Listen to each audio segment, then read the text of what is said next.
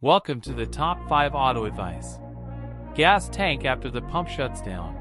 And this is because automobile have what are known as evap systems prevent gasoline vapor from escaping into the atmosphere.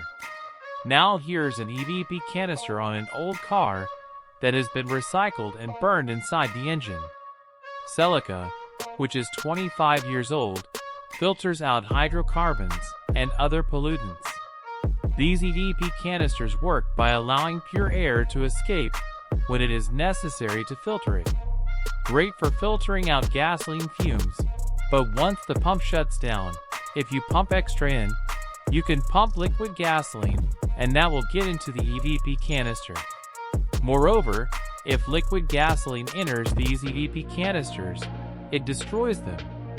And you might think, what's the big deal? I'll get another EVP canister for my Lexus.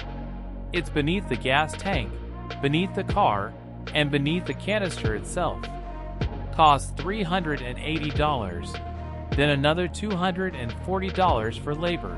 So you don't want to squander all the money simply because you put more gas in the car. And these canisters are getting smaller and smaller in late model cars, so just a small amount of gasoline can ruin them, so you should avoid it.